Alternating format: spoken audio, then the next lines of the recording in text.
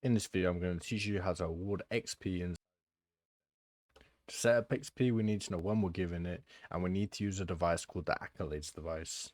Type in Accolades into your content browser, and you will find this device. There are some settings that we need to change for this to work properly. We need to know the name and the description. This isn't necessary, but I usually just write the same thing.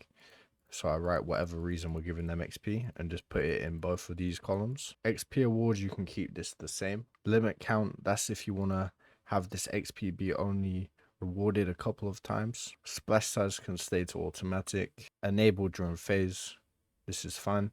Triggering player only, you enable this if you only want the person that got the reward or finished that criteria to get the XP.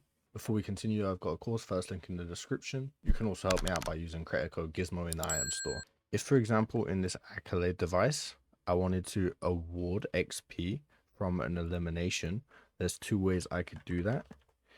I could get a tracker device and have stat tracker eliminations. This would be if I wanted to only give XP when they get a certain amount of kills. For example, on default, that was 10. We'd do award tracker when complete. But say, for example, I instead wanted to give them XP every single elimination, I would then press award XP from elimination manager on elimination. Once you've set this up, you can test it inside of live session by just clicking play, start game. It should show up on your screen, test XP. That means you've correctly set up the accolade device, but just because you've set up the accolade device correctly does not mean your island will be given XP.